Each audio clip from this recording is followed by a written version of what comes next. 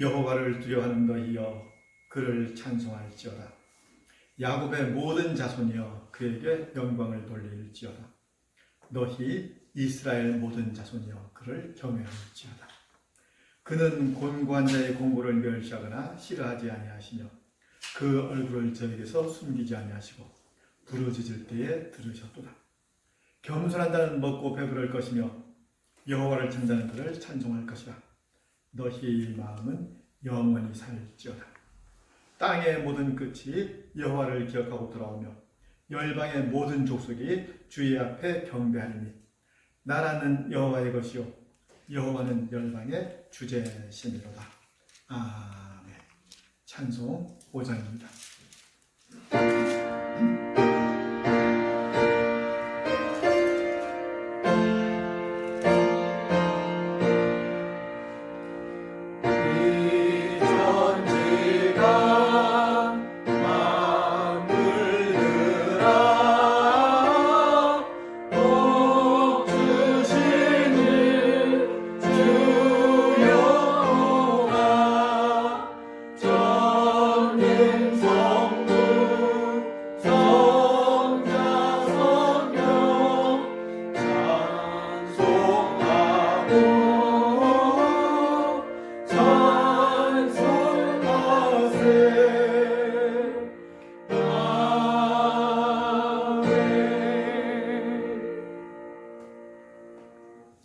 영원히 찬양을 받으실 주 여호와 우리 아버지 하나님, 그 놀라우신 능력과 크신 은총을 인하여 주께 영광 돌립니다. 죄와 사망에서 우리를 건지신 주 예수 그리스도의 구속의 은혜를 길이길이 찬양하오며 오늘도 우리와 함께 하시고 날마다 성결케 하시는 성령의 교통을 인하여 찬송을 부릅니다. 성부, 성자, 성령께 세세 무궁토록 영광 있을지어다. 아멘. 겸손한 마음으로 찬미의 기도를 드리시겠습니다. 은혜로우신 아버지 하나님, 지난 1년 동안 저희한테 베푸신 크신 은혜 생각하며 감사를 드립니다. 곁길로 갈 때에 바른 길로 인도하시기도 하며 짐짓 죄의 길을 갈 적에 오래오래 참아주셨고 악한 길을 행할 때에 그 길을 가로막고 저희를 인도하시사 하나님 앞으로 돌아올 수 있도록 권고하신 그 크신 은혜에 감사를 드립니다. 하나님 아버지, 많은 은혜 가운데 살아오면서도 감사할 줄 모르고 분명히 자기 자신한테 그 원인이 있건만 잘못될 때마다 원망하고 불평하며 하나님께 욕 돌린 적이 많았사옵고 많은 투정도 했습니다. 나 하나의 불편으로 인해서 다른 사람한테 불평하기도 하며 많은 사람의 마음을 아프게 하면서 한 일이 너무도 많았습니다. 선한 일을 한다고 하면서도 위선에 빠지기도 했고 의를 위하여 산다 하면서도 위선에 빠진 적이 많았사오며 의를 위하여 산다 하면서도 고집을 부리기도 했고 하나님의 거룩하심은 외면하고 자기 자신한테 집착해서 하나님께 욕 돌린 적이 너무도 많았습니다. 저희를 불쌍히 여겨 주옵시고 이 모든 악에서 건져주시기를 기도하옵나이다. 그렇게 소중한 물질, 시간, 건강, 지혜를 주셨지만 하나님의 일을 게을리한 죄 또한 있사오니 용서하여 주옵소서. 당연히 기도해야 할 일에 기도하지 않았사옵고 참고 기다리고 온유해야 할 시간에 오히려 방자하고 교만했던 일들을 자복두니 또한 용서하여 주옵소서. 하나님께만 감사하고 하나님께만 영광 돌려야 할 때에 나 자신의 영광을 구했던 일 또한 자복드립니다. 이 모든 악과 허물로부터 저희를 건져 주옵소서. 지금은 하나님 아버지와 나 혼자만이 알고 있는 죄악들을 생각하면서 묵묵히 침묵으로 참회의 기도를 계속 드리오니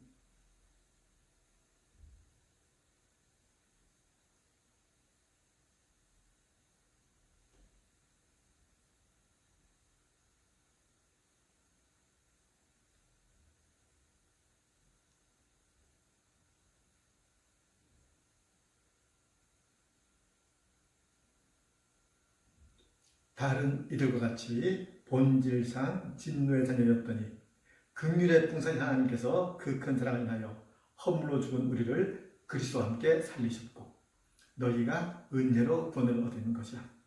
그러므로 주 예수 그리스도 안에 있는 자에게는 결코 정죄함이 없느니라. 아멘. 사도신경으로 교회의 신앙을 고백하시겠습니다. 나는 전능하신 아버지 하나님 천지의 창조주를 믿습니다. 나는 그의 유일하신 아들 우리 주 예수 그리스도를 믿습니다.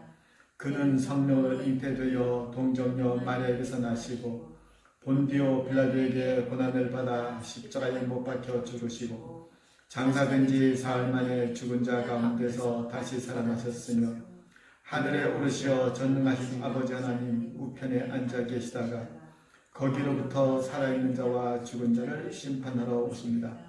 나는 성령을 믿으며 거룩한 공교회와 성도의 교제와 죄를 용서받는 것과 몸의 부활과 영생을 믿습니다.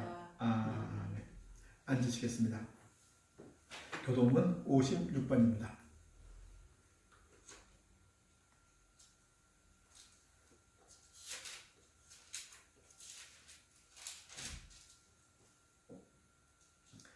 여호와를 경외하며 그의 길을 걷는 자마다 복이 있도다.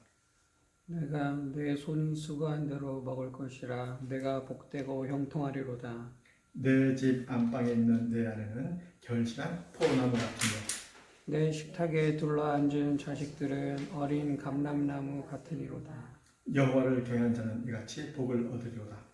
여호와께서 시온에서 내게 복을 주실지어다. 너는 평생에 예루살렘의 번영을 보며 내 자식의 자식을 볼지어다. 이스라엘에게 평강이 있을지로다. 아멘. 찬송 80장입니다.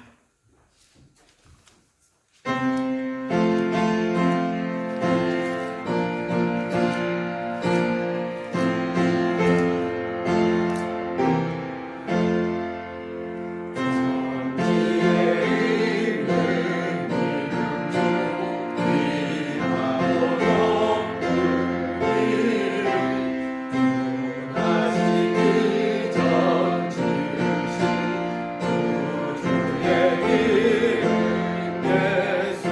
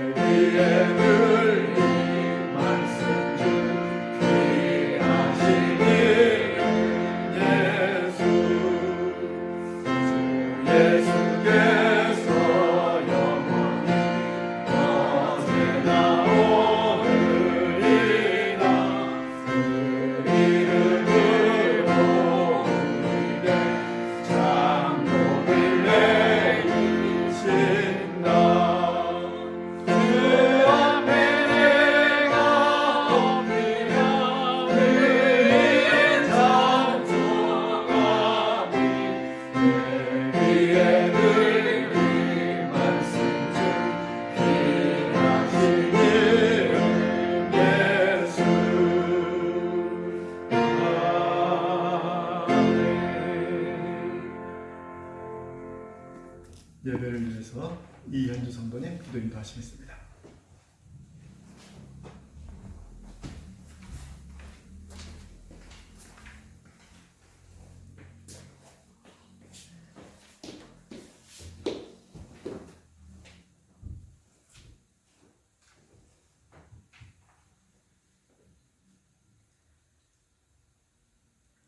하나님 아버지 감사합니다.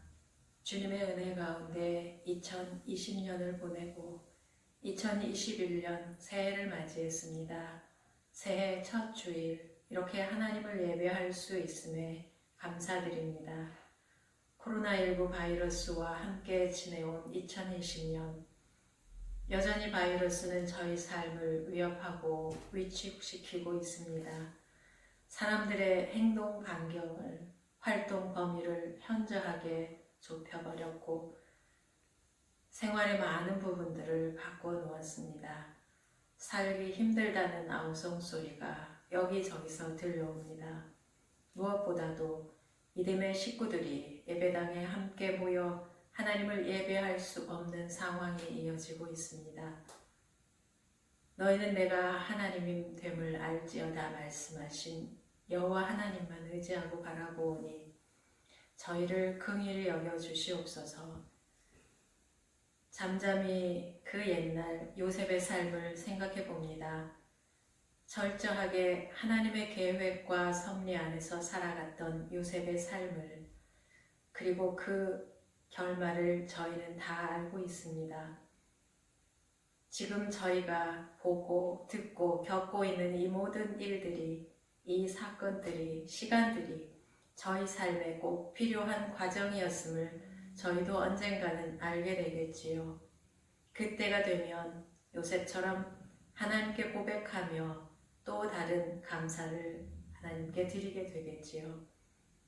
지나간 2020년 모든 순간순간 저희와 함께 하신 하나님, 이제 맞이한 2021년 새해에도 저희가 살아가는 모든 순간마다 저희와 함께 하실 하나님께 감사와 찬양 올려드립니다. 하나님 아버지, 새해에는 독생자 예수를 이 땅에 보내시어 십자가의 제물로 받으시고 저희를 살리신 하나님 아버지의 마음을 더욱 품고 살아가게 하옵소서. 아버지 하나님의 마음을 알고 그 뜻에 온전히 순종하신 예수님의 마음을 더욱 품고 살아가게 하옵소서.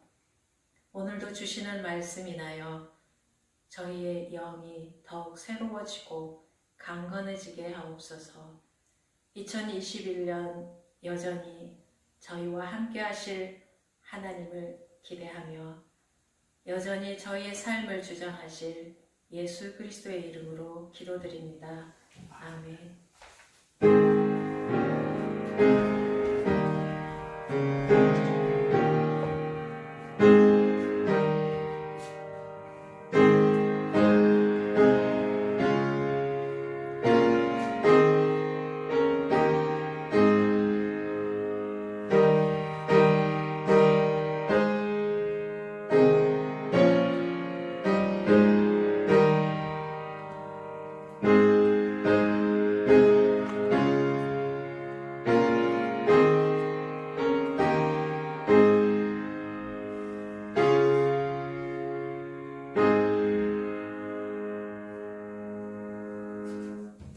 하나님 말씀 사도행전 4장 1절에서 12절 말씀입니다.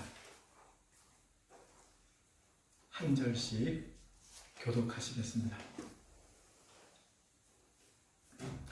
사도들이 백성에게 말할 때에 제사장들과 성전 맡은 자와 사두개인들이 이르러 예수 안에 죽은 자의 부활이 있다고 백성을 가르치고 전함을 싫어하여 그들을 잡음에 날이 이미 저물었으므로 이튿날까지 가두었으나 말씀을 들은 사람 중에 믿는 자가 많으니 남자의 수가 약 5천이나 되었더라. 이튿날 관리들과 장로들과 서기관들이 예루살렘에 모였는데 대제사장 안나스와 가야바와 요한과 알렉산더와 및 대제사장의 문중이 다 참여하여 사도들을 가운데 세우고 묻되 너희가 무슨 권세와 누구의 이름으로 이 일을 행하였느냐. 이에 베드로가 성령이 충만하여 이르되 백성의 관리들아 장로들아 만일 병자에게 행한 착한 일에 대하여 이 사람이 어떻게 구원을 받았느냐고 오늘 우리에게 질문한다면 너희와 모든 이스라엘 백성들은 알라. 너희가 십자가에 못 박고 하나님이 죽은 자 가운데서 살리신 나사렛 예수 그리스도의 이름으로 이 사람이 건강하게 되어 너희 앞에 섰느니라. 이 예수는 너희 건축자들의 버린 돌로서 진 모퉁이의 머릿돌이 되었느니라. 다른 이로서는 구원을 받을 수 없나니 천하 사람 중에 구원을 받을 만한 다른 이름을 우리에게 주신 일이 없음이라 하였더라. 아멘. 자, 앞에서 베드로가 은과 금은 내게 없거니와 내게 있는 이것을 내게 주노니 나사렛 예수 그리스도 이름으로 일어나 걸으라. 이 한마디로 나면서부터 못 걷던 사람을 고쳤습니다. 날마다 구걸하던 사람이 걷기도 하고 뛰기도 하며 하나님을 찬양하는 걸 보고 사람들이 다 놀랐죠. 이어서 베드로가 그 일이 갖는 그 의미를 쭉 설명합니다. 그럼 그 다음에 어떤 내용으로 이어져야 돼요? 사람들은 다 베드로한테 박수갈채를 보내고 베드로는 하루아침에 완전 스타로 떠오르고 뭐 그래야 되는 거 아닌가요? 그런데 오늘 본문은 전혀 엉뚱하죠. 평생 불구로 지내던 사람을 고쳤는데 칭찬은 고사하고 오히려 위협을 받습니다. 제사장들과 성전 맡은 자와 사두개인들이 살기등등하게 달려왔잖아요. 본문은요, 우리가 신앙을 지키며 세상을 살아갈 때 세상에서 어떤 대접을 받게 되고 그럴 때 우리가 어떻게 대응해야 되는지 그걸 보여줍니다. 그렇건데 우리가 신앙을 지키며 살아가는 걸 세상은 절대 환영하지 않습니다. 우리가 사는 세상은 예수님을 십자가에 못 박아 죽인 세상이잖아요. 예수님을 십자가에 못 박아 죽인 세상을 우리가 살고 있습니다. 그 세상이 우리를 환영한다면 어딘가 잘못된 거겠죠. 사람들이 왜 예수를 믿지 않을까요? 자동차 보험 보세요. 사람들이 자동차 보험에 왜 가입합니까? 사고가 나기 때문에 가입하는 게 아니죠. 사고 날지도 모르니까 혹시나 싶은 마음으로 가입하는 거죠. 그럼 그런 식으로라도 예수를 일단 믿어둘 수 있지 않을까요? 이 다음에 죽었을 적에 뭐 천국 지옥이 없으면 다행인데 혹시 있을 수도 있잖아요. 그럴 때를 대비해서도 일단 예수를 믿어두면 참 용이할 텐데 그렇게 하는 사람은 제가 본 적이 없습니다. 아니 특별히 남보다 더 열심히 믿을 것도 없잖아요. 뭐 매주 꼬박꼬박 안 나와도 괜찮아요. 2주나 3주걸로 한 번씩 나와도 얼마든지 신자로 인정되잖아요. 좀 치사한 얘기인데 그죠? 아니 돈 아까우면 헌금 안 하면 되죠. 11조 안 한다고 오지 말라는 게 없잖아요. 1,000원짜리 한 장 헌금하고 점심 먹고 가면 오히려 남는 장사죠. 천국 지옥이 없으면 다행인데 혹시 있을 수 있단 말이에요. 그럼 만약을 대비해서 이 정도는 할 수 있는 거 아닌가요? 특별하게 시간이 많이 드는 것도 아니고 돈이 드는 것도 아닙니다. 저는 실제로 이런 말을 가끔 합니다. 그럼 그때마다 일리 있다고 고개는 끄덕이면서 정작 교회에는 안 가요. 왜 그런 거 아니요? 요한복음 3장 볼게요. 18절로 20절이요.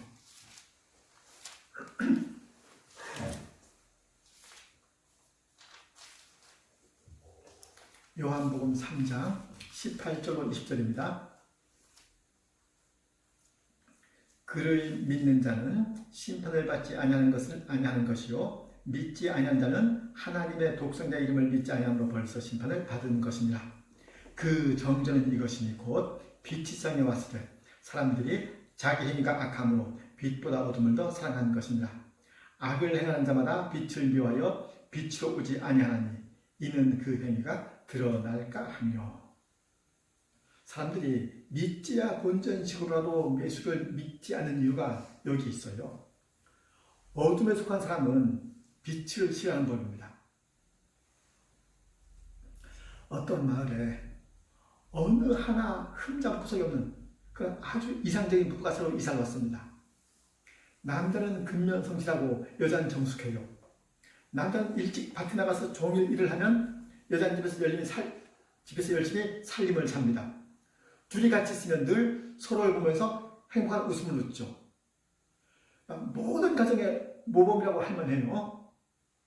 그러자 그 말에 그만 문제가 생깁니다. 마을 사람들이 부부싸움 할 때마다 그 부부를 얘기를 하면서 서로 언성을 높이는 거죠.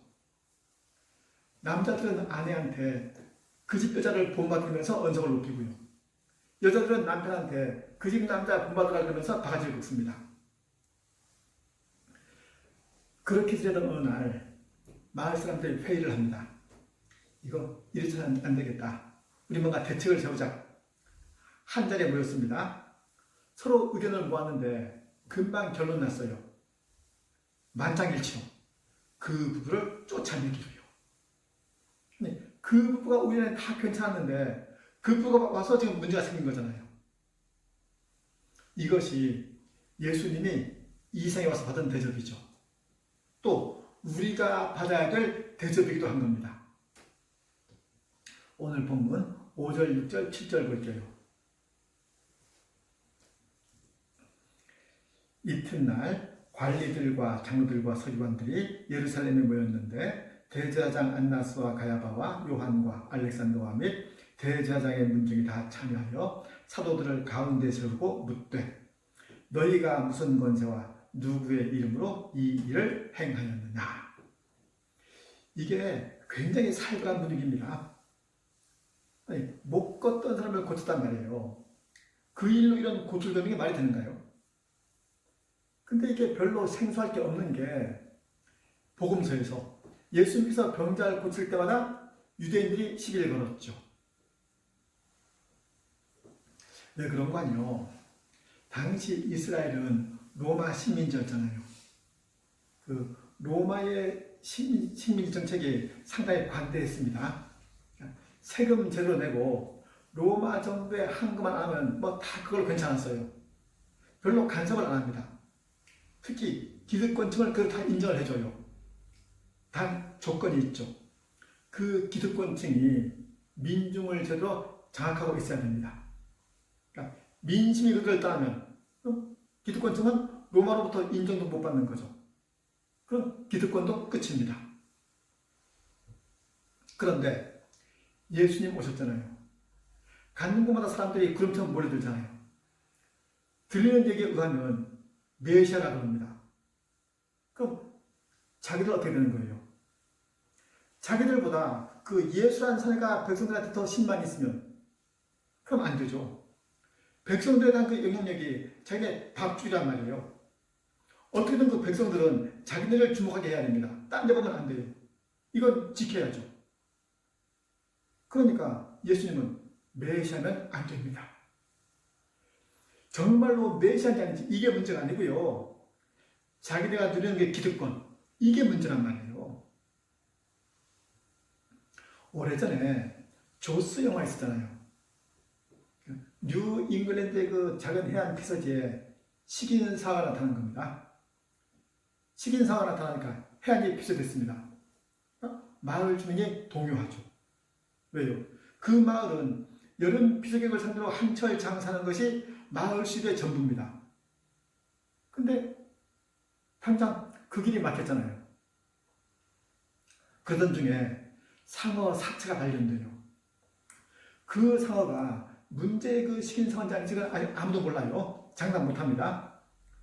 그래서 상인들이 한 목소리 요구하죠.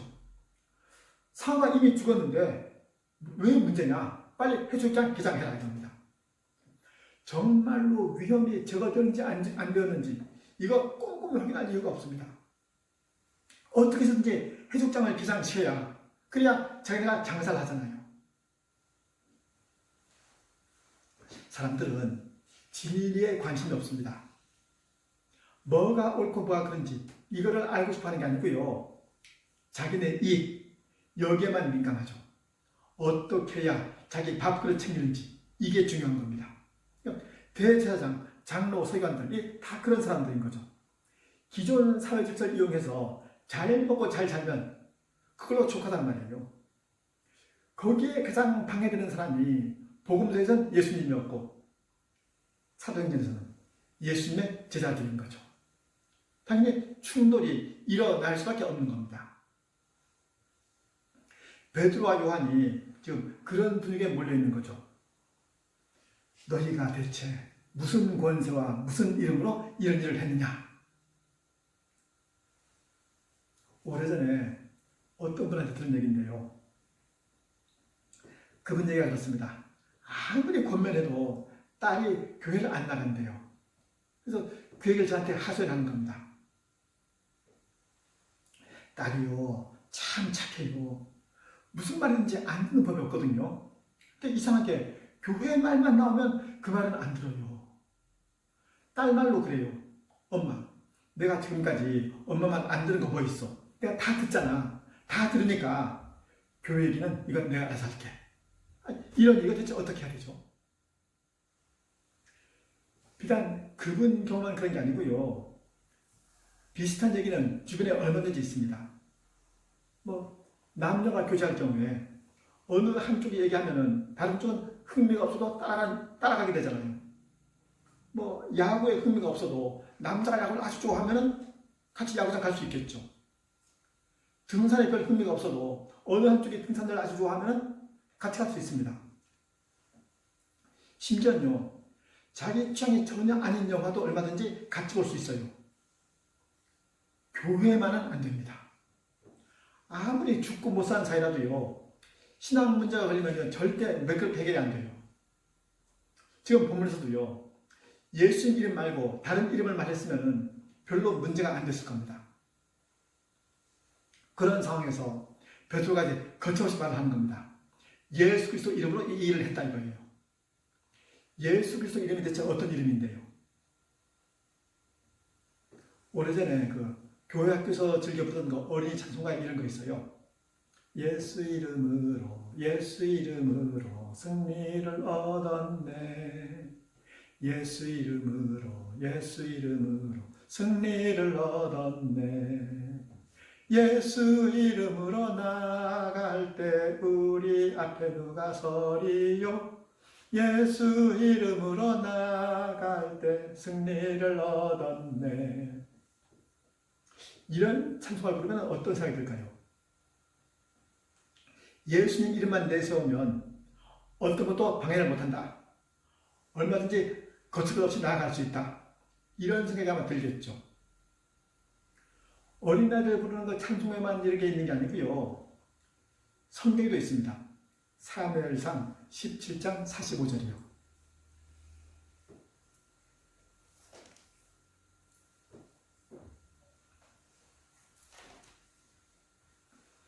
사무엘상 17장 45절입니다. 다윗이 블레셋 사람에게 이르되 너는 칼과 창과 단처로 내게 나오거니와 나는 만군의 여호와 이름 곧 내가 모욕하는 이스라엘 군대의 하나님의 이름으로 내게 나아가노라. 다윗이 골리앗한테 한 말이잖아요. 비록 골리앗은 칼과 창과 단창에 의지해서 나오지만 자기는 여호와의 이름으로 간다 이거예요. 그리고 물맷돌 하나로 통쾌하게 이겼죠. 마치 하나님의 이름만 의지하면은 사람의 능력으로 못할 일도 얼마든지 할 수 있다. 이런 것 같습니다. 근데 실제 그런가요? 세상에서 힘들거나 어려운 일이 있을 적에 예수 이름으로 기도하면 다 해결됩니까? 어때요? 지금까지 기도한 대로 이루어진 일이 많습니까? 아무리 기도해도 이루어지지 않은 일이 많습니까? 어디에 문제가 있는 걸까요? 본래 예수 이름으로 나아가기만 하면 다 해결되는 게 정상인데 유독 우리한테만 그런 일이 안 일어나는 거면은 그건 신앙에 문제가 있는 거겠죠. 그런데 그게 아니면 이 이상을 살아가는데 신앙이 어떻게 쓰이는지 이걸 바로 알아야 되겠죠. 결론부터 말씀드리면 예수님의 그 이름 자체에 어떤 그 물리적인 힘이 있는 거 아닙니다. 그 탐관 오리들은 알아서 출제하고 마피만 내보이면 벌벌 떱니다. 세상은요, 우리가 아무리 예수님 이름 얘기해도 신경 안 써요. 만약에 예수님 이름이 암여사 마패 같은 거면 베드로에서 예수님 이름 나왔을 적에 전부 다 홈플렉션 해야 되잖아요. 그게 아니고 더 기세등등하게 베드로를 몰아세웠죠. 그럼 베드로는 뭐예요? 베드로는 나면서부터 걷지 못하던 사람을 예수 이름으로 이렇게 세웠는데, 예수 이름으로 고쳤는데 정작 자기가 처한 상황에서 자기를 구원하지 못하잖아요. 그 옛날 다윗도 그랬죠. 골리앗 앞에서는 담대하게 여호와 이름을 말했습니다. 통쾌하게 이겼어요. 그리고 정작 자기는 사울한테 쫓겨다니죠. 사울한테는 한 번도 너는 칼과 창과 단처로 내게 나오지만 나는 만군의 여호와 이름으로 내게 가노라. 사울한테 이렇게 안 했잖아요. 계속 도망다녔죠. 그러니까 예수님 이름은 그런 식으로 쓰는 게 아니란 얘기죠. 어떤 기록에 의하면요, 예수님 당시에 그 팔레스타인 지방에 동면이인 예수가 약 200명쯤 있었다는 겁니다. 그럼 그 사람들이 이름은 예수입니다. 그렇다고 해서 전부 다 구세주 아니잖아요. 이름만 예수인 거죠. 하나님께로부터 직접 보낸받은 하나님의 아들은 한 분뿐입니다. 그러니까 예수 이름으로 나아간다 얘긴요, 예수라는 그 이름 자체 어떤 그 신통력이 있는 게 아니고 예수님께서 이 땅에 행하신 그 사역이요, 그 사역하고 연결해서 생각해야 되는 거죠. 예수님 행하신 그 사역하고 어울려져야만 예수님 이름을 말할 수 있는 거지, 무조건 예수님 이름만 얘기하면 뭔가 되니까 아니란 말입니다. 사실 저도요, 기왕이면은 예수 이름 자체 어떤 그 신통력이 있었으면 좋겠습니다. 그럼 세상 살면서 필요할 때 요긴하게 써먹을 수 있겠죠. 뭐 어려운 일 있을 때마다 아주 제대로 도움 구할 수 있습니다. 근데 성경엔 그런 말이 없고 오히려 반대되는 말만 있어요. 어떻게 해요? 이스라엘이 블레셋과 싸운 적이 있습니다. 첫 번째 전투에서 이스라엘이 졌습니다. 한 4,000명이 죽었어요. 이스라엘이 회의를 갔습니다. 이거 말도 안 됩니다. 우린 하나님 백성인데 우리가 왜 저 이방 것들한테 져야 되느냐? 뭐가 문제냐? 했더니 결론을 찾아요. 아, 우리가 싸움터에 나오면서 언약궤를 안 모시고 왔다. 얼른 가서 언약궤를 모셔오자. 언약궤만 앞세우면 우리가 이길 거다. 그래서 언약궤를 앞세우고 또 나갔습니다. 그래서요, 언약궤를 앞세우지 않았을 적에는 4,000명 죽었는데 언약궤를 앞서고 싸움에 나가니까 이번엔 3만 명이 죽습니다. 설상가상으로 언약궤도 뺏겼죠. 이거 뭐예요? 그러니까 언약궤만 앞서면 다 되는 게 아니잖아요. 예수님 이름도 그렇습니다. 물론 우리는 예수님의 이름으로 세상을 사는 게 맞습니다. 그 얘기는요, 예수님의 능력을 우리 마음대로 빌려올 수 있다, 이게 아닌 거죠. 본문의 베드로도 예수 이름을 얘기하고 그 다음에 박해를 받고 쫓겨나잖아요. 근데 이 부분을 오해하는 사람이 더러 있습니다. 자기가 예수님 편 들면 예수님도 내 편 들어줄 거다, 이렇게 해요. 그래서 발등에 불만 떨어지면은 예수님 편을 들라고 제가 종교행위를 극대화합니다. 열심히 예수님 편 들어서 예수님으로 하여금 자기 편 들게 하려는 거죠. 실제로요, 이제 아들이 내년에 고3 된답니다. 그래서 내년 1년 동안 그 교회 꺾어도 못한 열심히 할 거예요. 혹시 하나님이 자기 예쁘게 여기서 아들을 그러면 원하는 자에게 보내주지 않겠느냐 이런 겁니다. 그러니까 뭘 모르는 건가요? 하나님이 예수님을 왜 세상에 보냈는지 이걸 몰라요. 아니죠. 알려고 하지도 않습니다. 그건 궁금하지 않습니다. 그건 관심 없고 자기가 원하는 문제를 어떻게 해결할 건지 이것만 궁금한 거죠. 내가 1년간 꺾어지 열심히 하면은 하나님 우리 아들 대학 보내주겠지 이런 식으로요. 내가 열심히 세상에서 하나님 편 들면 하나님도 내 편 들어주겠지 이렇게요. 본문 10절 볼까요?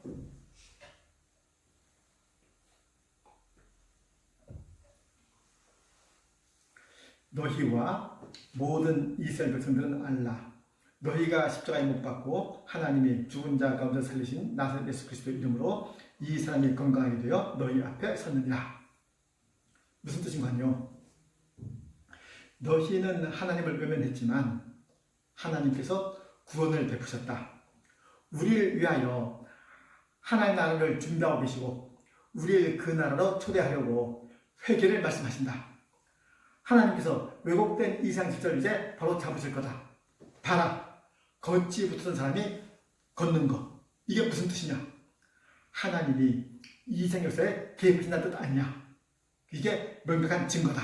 이런 뜻입니다. 예전에 그 민주화 투쟁 한창 찍어요. 달개 모가지를 비틀어도 새벽은 온다. 그런 말이 있었죠. 닭 모가지를 비튼다 그래서 새벽에 안 오는 거 아닙니다. 베드로가 그걸 알아요. 아무리 환경이 거칠고 험악해도 이상을 움직이는 힘은 하나님께 있습니다. 그래서 담대하게 말하는 겁니다. 뭐라고요? 12절에 다른 이로서는 구원을 받을 수 없나니 천하 사람 중에 구원을 받을 만한 이름을 다른 이름을 우리에게 주신 일이 없음이라 하였더라. 지금 베드로가 어느 만한 공포 분위기에서 이 말 하는지 짐작되세요? 지금 베드로를 협박하는 이 사람들이요. 전부 다 예수님을 십자가에 못 박아 죽인 그 원흉들입니다. 그런 사람들 앞에서 예수 이름을 말하는 겁니다.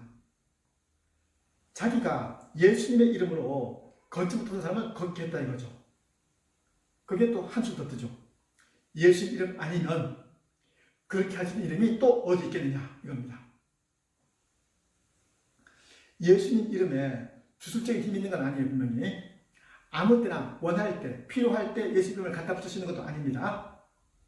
우리가 아무리 예수 이름을 외쳐도 세상은 꿈쩍 안 합니다. 세상이 그렇게 만만하지 않거든요. 그런데 이 무매 보이는 싸움을 단지 그 하나님의 뜻한 그 이유로 이걸 감당하는 겁니다. 바로 그렇게 하는 게 예수 이름으로 나아가는 거죠.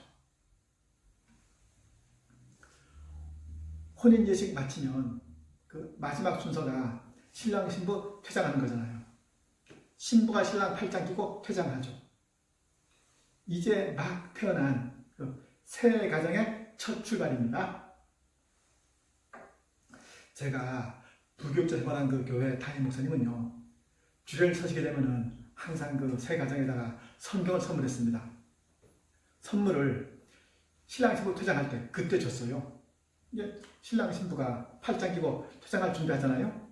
그럼 성경책을 신랑 가슴에 품게 합니다. 이렇게요. 그리고 하객들한테 말하는 거죠. 이제 신랑 신부가 하나님 말씀을 앞세우고 세상을 향하여 첫 발을 내딛겠습니다. 제가 그 광경을 한두 분이 아니잖아요. 한 번은 문득 다른 생각이 들었습니다. 말로는 하나님 말씀을 앞세운다 그랬는데 신랑 신부가 누군지에 따라서 저 성경이 하나님 말씀일 수도 있고 부적일 수도 있겠구나. 사실 그렇죠. 성경은 엄연히 하나님 말씀입니다. 근데 사람에 따라서는 하나님 말씀이 한낱 부적처럼 여겨질 수도 있겠죠. 이스라엘이 그렇게 했다가 언약궤도 빼앗겼잖아요. 예수님 이름도 그렇습니다. 예수님 이름을 어떻게 쓰는지에 따라서 신앙 원칙일 수도 있고 혹은 주문일 수도 있죠. 우리한테는 이 예수님 이름이 어떤 의미가 있을까요? 예수님의 이름이 우리가 신앙을 살아가는 원칙입니까? 방법입니까? 하나님은 예수님의 이름을 세상을 살아가는 방법으로 주신 적이 없습니다. 예수님의 이름은 언제나 우리가 생을 살아가는 원칙이죠. 그래서 실제적인 방법을 드립니다. 하나님, 이건 이렇게 해주시고요, 저건 저렇게 해주시고요. 이런 기도 이젠 좀 그만했으면 좋겠습니다. 이렇게 해주십시오, 저렇게 해주십시오 하는 이런 기도 지금까지 많이 했잖아요. 사실 그런 기도는 불신자도 하거든요. 그런 기도 말고 앞으로는요, 이렇게 살겠습니다. 이런 기도 한번 해보십시다. 하나님이 하실 일 놓고 기도하지 말고요, 자기가 할 일 놓고 기도하자는 말씀입니다. 왜요? 우리 삶이 예수님 이름에 합당해야 되거든요. 우린 예수님을 설명하기 위해서 이 세상을 사는 사람들입니다. 기도하시겠습니다.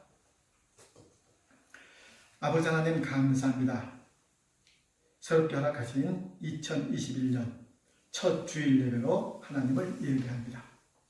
먼저 바라옵기는 하늘 아버지를 예배할 때마다 저희가 하나님의 백성인 걸 다시금 깨닫게 하여 주시사 늘 하나님의 백성된 그 본분에 합당하게 살겠노라는 그런 새로운 결단이 있게 하여 주옵소서.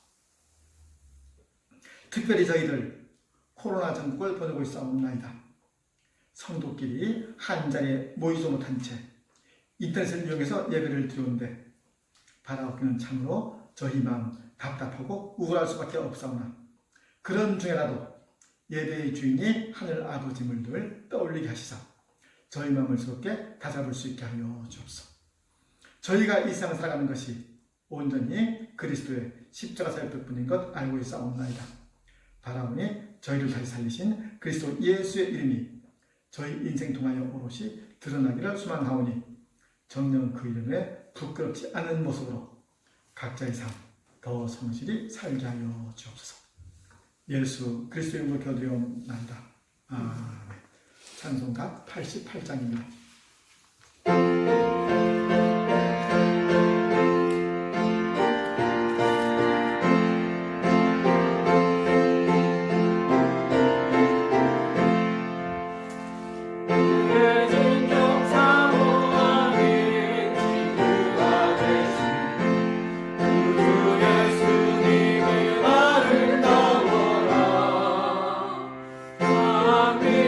내 갚아요 빛나는 새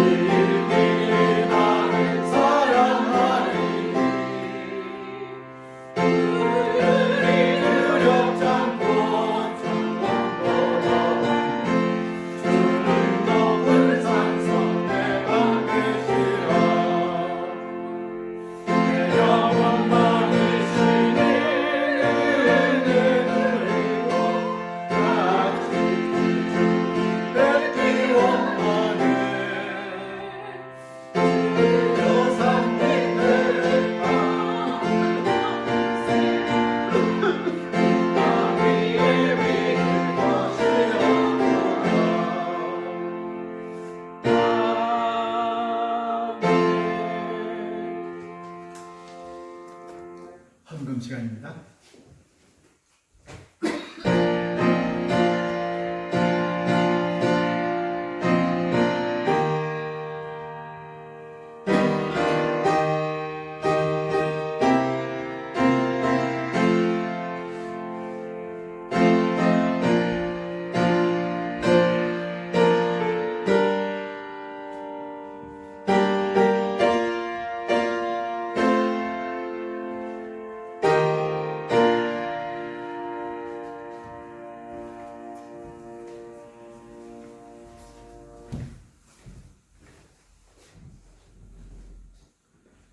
아버지 하나님 감사합니다.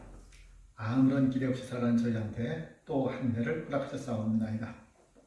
바로 건대 새로 시작된 이 한 해 마땅히 새로운 마음으로 맞게 하여 주옵소서. 아버지 하나님, 시작된 올 한 해 저희한테 부어주실 은혜를 기대합니다. 이 세상 사람들 그저 아무 의미 없이 한 해를 보내고 또 한 해를 맞으며 막연한 요망사항으로 자기한테 좋은 일이 있기를 기대할지라도 저희한테는 하늘 아버지의 확실한 약속이 있음을 인하여 감사를 드립니다. 바라옵기는 저희로 하여금 하늘 아버지의 그 은혜에 더욱 민감하게 하셔서 신령한 것을 마땅히 신령한 것으로 분별할 수 있게 하여 주옵소서. 이제 저희한테 부어질 그 모든 은혜를 기대하며 감사하는 마음으로 이 예물을 드리오니 기쁘게 연락하여 주옵시되 아버지께서 저희를 기뻐하시는 것처럼 예물 또한 기쁘게 받아 주옵시고 쓰이는 모든 곳마다 하늘 아버지의 기뻐하신 뜻이 밝히 선포되게 하여 주옵소서. 예물 드린 모든 손길들을 권념하시자 그 손으로 행하는 모든 일에 함께 하옵시되 이른 비와 늦은 배 은총을 허락하옵시고 이 세상 살아가는 그 모든 날 동안 항상 복된 손으로 존재할 수 있게 하여 주옵소서. 예수 그리스도의 이름으로 기도드리옵나이다. 아멘. 다 함께 일어나서 찬송 6장 같이 부르시겠습니다.